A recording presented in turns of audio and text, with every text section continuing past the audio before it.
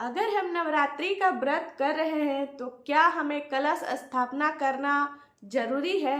बिना कलश स्थापना के हम व्रत नहीं कर सकते हैं? क्या हमें व्रत का पूरा पूरा लाभ नहीं मिल सकता है बिना कलश स्थापना किए हुए? क्योंकि कलश स्थापना करने के बहुत से नियम होते हैं जिसका हमें पालन करना होता है। कलश स्थापना करने के लिए आपके पास वो सारी चीज़ें होनी चाहिए जो एक मतलब आप लोग जानते ही हैं कि नॉर्मल जो नवरात्रि वाला व्रत होता है उस व्रत में जो कलश स्थापना होता है वहाँ पे जौ भी बुना जाता है, उसको प्रकृति का स्वरूप मानते हैं। तो ऐसे बहुत सी चीज़ें हैं जो कि करने होते हैं। तो क्या ये सब करना बहुत जरूरी है? बिना वो सब किए क्या हम नवरात्रि का व्रत नहीं कर सकते हैं?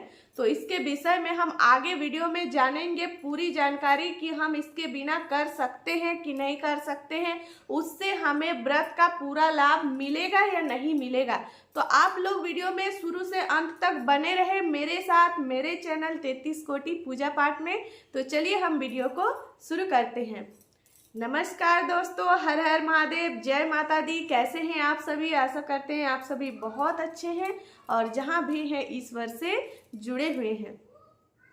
देखिए, आज हम बात करेंगे कि जितने भी लोग जो नए नए करते हैं उनको काफ़ी सारी जानकारी जो है नहीं होने के कारण बहुत ही मन विचलित रहता है कि हम इस तरीके से अगर हम नवरात्रि का व्रत कर रहे हैं तो क्या सही है? क्या अगर हम घट स्थापना नहीं करेंगे, कलश स्थापना नहीं करेंगे तो हमारा व्रत पूरा होगा या नहीं होगा? उसके बिना मतलब बिना कलश के बिना हमें उसका पूरा लाभ मिलेगा भी या नहीं मिलेगा?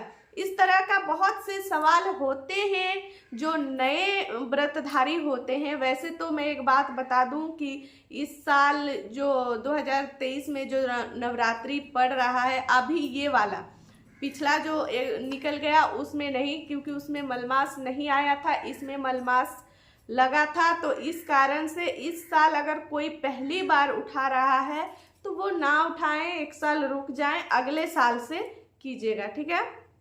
जो लोग पहले उठा चुके हैं, मान लीजिए कई लोग ऐसे हैं जो अगला साल किए हैं लेकिन उनको जानकारी पूरा नहीं है, अभी भी वो जानकारी पूरा प्राप्त नहीं कर पाए हैं, तो बहुत ज़्यादा मन में सवाल उठते हैं कि हम घट स्थापना तो करते नहीं हैं तो क्या हमें उसका पूरा लाभ मिलता है?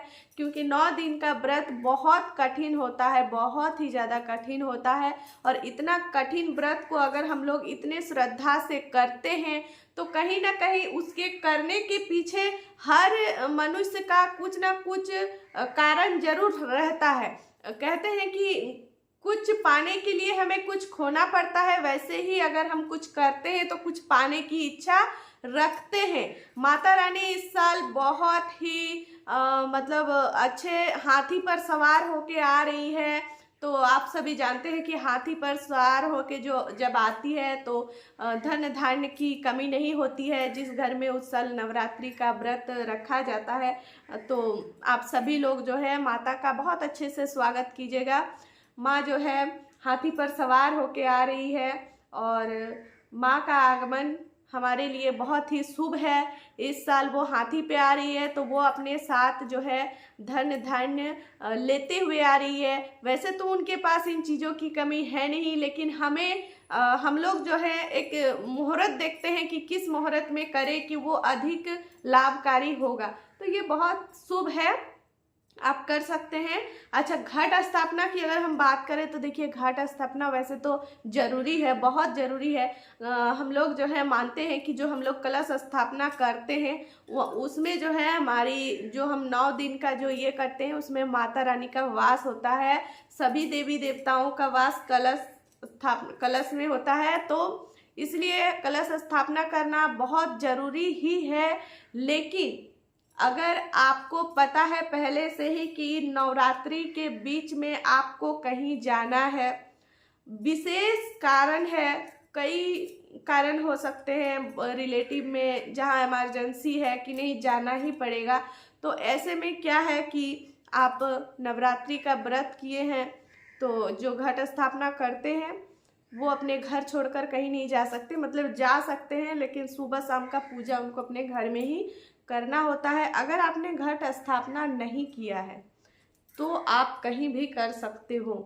एक दिया जलाओ, माता का एक फोटो रखो, ठीक है, वहाँ पर आप स्वच्छ होके बैठ जाओ, माँ दुर्गा का सप्तशती का पाठ कर लीजिए। वो बुक आप अपने साथ लेके चलिए जहाँ भी चलते हैं, तो सुबह शाम आप कर लीजिएगा तो आपका व्रत खंडित नहीं होगा, ठीक है।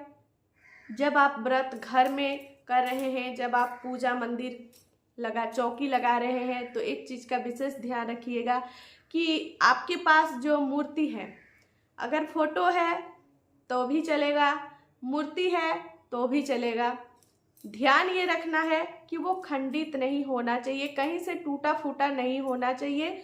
बाकी वो कितना ही पुराना क्यों ना हो, कोई मैटर नहीं करता है, सब चलेगा। आप उसको अच्छे से जो है चौकी में लाल आसन दे के माँ को बिठा दीजिए। माँ को लाल चीज़ें बहुत प्रिय हैं, तो माँ को प्रतिदिन पुष्प जरूर चढ़ाइएगा। पुष्प में आप लाल गुलाब भी चढ़ा सकते हैं, गुड़हल का फूल भी चढ़ा सकते हैं। लाल चीज़ें माँ को बहुत प्रिय हैं।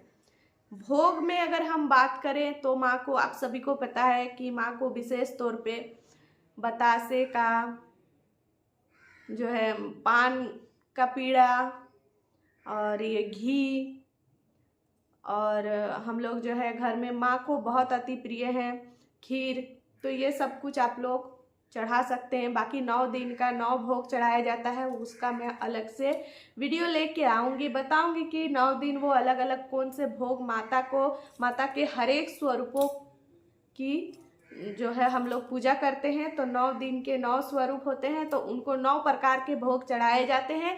तो क्या क्या भोग लगते हैं उनके ऊपर मैं अलग से वीडियो ले आऊँगी, ठीक है। तो अगर बहुत ज़रूरी है कहीं जाना, बहुत विशेष काम है आपका, बहुत इमरजेंसी है, तो आप घट स्थापना ना करें।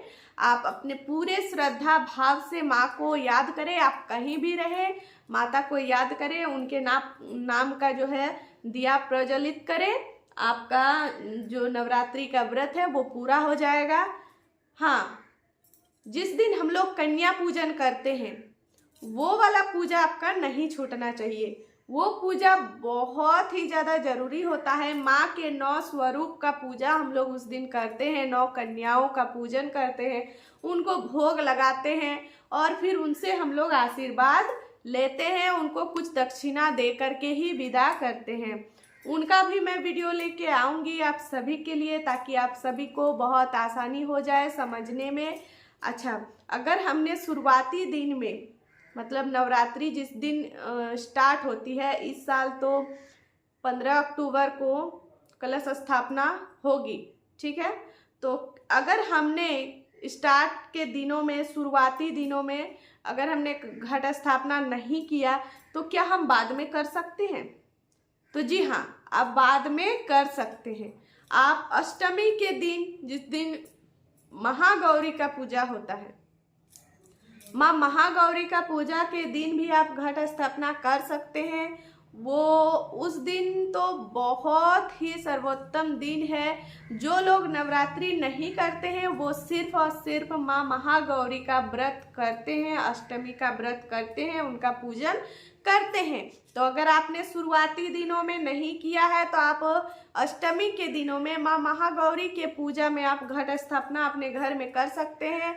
उसको आप नवमी के दिन जाके विसर्जन भी कर सकते हैं। बहुत कोई ऐसे हैं जो अष्टमी के दिन भी नहीं करते हैं। हम लोग 9 देवियों की पूजा करते हैं, 9 कन्याओं की पूजा करते हैं, जिस दिन कन्या पूजन के दिन, नवमी के दिन, तो उस दिन भी आप 9 देवियों की पूजा करने से पहले आप घट स्थापना कर सकते हैं, पूजा विधि विधान से कर सकते हैं। उसके बाद माँ को अपना जो ही आप श्रृंगार का 16 श्रृंगार की चीज़ें लेकर आएँ, उस दिन आप माँ को जरूर चढ़ाएं और फिर आप कन्या पूजन जो है करें।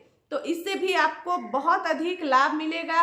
कोई ज़रूरी नहीं है कि आप 9 दिन का ही घट स्थापना करें, आप अष्टमी के दिन भी कर सकते हैं, आप नवमी के दिन भी कर सकते हैं। अगर आपने नवमी के दिन किया तो आप 10वीं के दिन वो सारा कुछ उठा के फिर आप जो है उठा सकते हैं सब कुछ। वो जो फूल पुष्प होते हैं, वैसे तो उनको 10वीं के दिन जब माता का विसर्जन किया जाता है तो उनके साथ ही वो सारा कुछ विसर्जन किया जाता है, लेकिन अगर आप जो है उसको रखना चाहते हैं तो आप घर में भी रख सकते हैं। और जो जल होता है उनको आप किसी प्लांट में डाल दीजिए या फिर आप विसर्जन कर दीजिए, ठीक है। और जो कलश हम लेंगे वो पीतल का या फिर तांबे का या फिर मिट्टी का होना चाहिए, कांसे का भी चलेगा, लेकिन मिट्टी का अगर आप ले रहे हैं, मिट्टी का बहुत शुभ है, बहुत सबसे ज़्यादा अच्छा मिट्टी का है। लेकिन मिट्टी का आप दोबारा उसको इस्तेमाल नहीं करेंगे। अगर आपने पहले उस घट का इस्तेमाल किया है तो वो अब नहीं चलेगा, क्योंकि मिट्टी का बर्तन जूठा हो जाता है, तो इसलिए हम मिट्टी का बर्तन दोबारा से यूज नहीं करते हैं। आप जो है एक नया कलश ले आइएगा और कलश स्थापना कीजिएगा। बहुत अच्छा है, मिट्टी का बर्तन जो है सबसे शुद्ध माना जाता है। अगर आप घट स्थापना कर रहे हैं तो अखंड ज्योत अगर आप जला सकते हैं तो जरूर जलाइएगा। 9 दिनों की ज्योत जला सकते हैं तो भी बहुत अच्छा है। माँ महागौरी का पूजा के दिन अगर आप जलाते हैं तो भी बहुत अच्छा है। अगर आप नवमी के दिन जलाते हैं तो भी बहुत अच्छा है, जरूर जलाइएगा। तो मैं उम्मीद करती हूँ कि आज की वीडियो से आप सभी को बहुत लाभ मिला है। जो भी घट स्थापना से लेकर सवाल होते हैं, जो डाउट्स होते हैं हमारे मन में कि हम करें या ना करें, बिना घट स्थापना के व्रत करें या ना करें, तो आप बिल्कुल कर सकते हैं। आपको उतना ही लाभ मिलेगा, आपको माँ का आशीर्वाद जरूर मिलेगा। मैं अपने माता रानी से आप सभी के लिए प्रार्थना करूँगी कि आप सभी का सारी मनोकामनाएं माँ पूरी करें। तो इसी के साथ आज की इस वीडियो को मैं यहीं पर समाप्त करती हूँ। मिलती हूँ आप सभी से एक अच्छे से वीडियो में। तब तक के लिए आप सब अच्छे रहें, स्वस्थ रहें। एक बार सभी कोई जोर से बोले हर हर महादेव, जय माता दी।